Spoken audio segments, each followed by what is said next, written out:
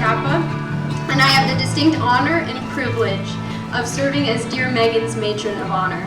Nathan is my older brother and my best friend. For the past 22 years, actually.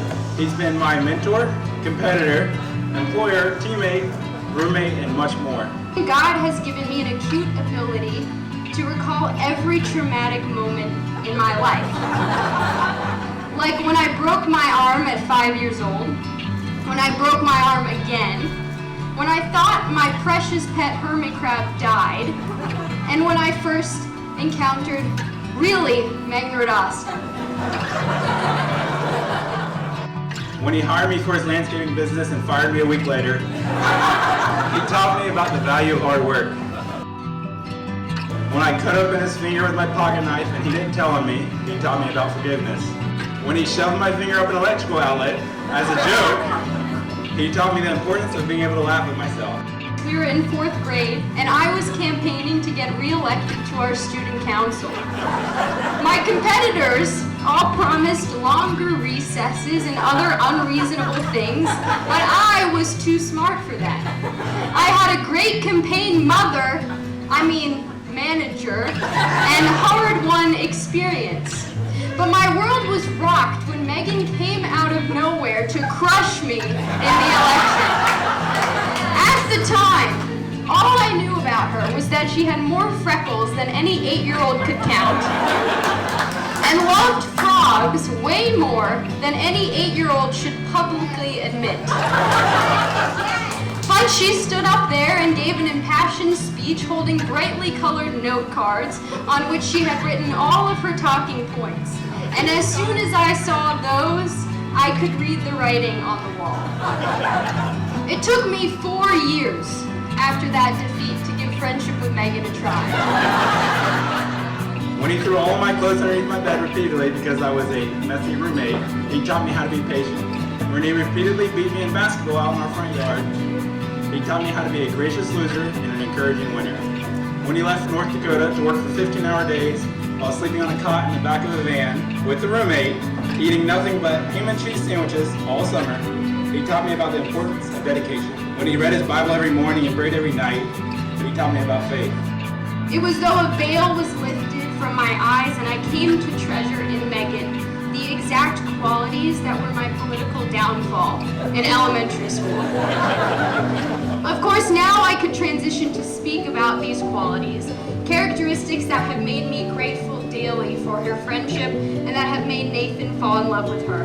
Her deep faith, her pure selflessness, her charm, her abundant joy and determination. Last and most importantly, watching his relationship with Megan over the past 3 years has taught me more about love than I ever thought I needed or wanted to know. Ever since Megan was introduced, I knew it was only a matter of time till this day of the wedding. And thank goodness I was right, because I cannot think of a more genuine, sweeter person to add to the ritual. And I'm delighted to know that in Nathan, Megan has found her match. I have grown from knowing Nathan as very tall and as worthy of many heart eye emojis from Megan, to still very tall and a man first and foremost of God, with virtues and weaknesses that complement Megan's perfectly for their journey to sanctity, and whose character and convictions I view with the greatest respect. Because of the great man Nathan is, being his wife is now Megan's distinct honor and privilege. Megan, there is no doubt that you now have the most encouraging, God-fearing, hardworking, and loving husband. He will lead you with strength, dedication, and purpose.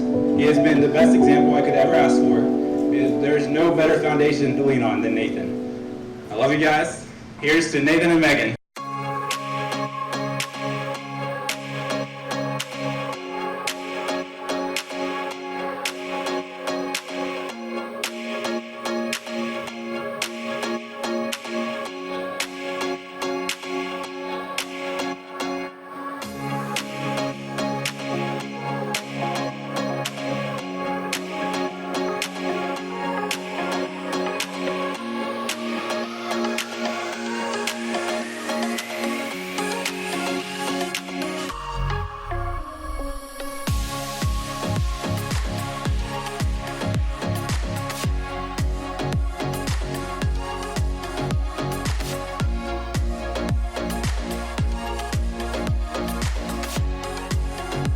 Marriage is what brings us together today.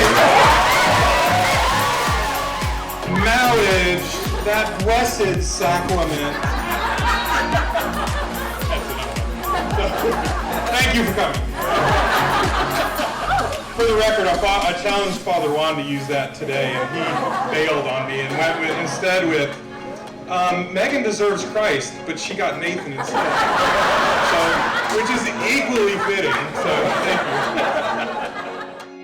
you. To Nathan, I'd like to thank him for being persistent when he was talking to Megan about getting married and then eventually talking to me.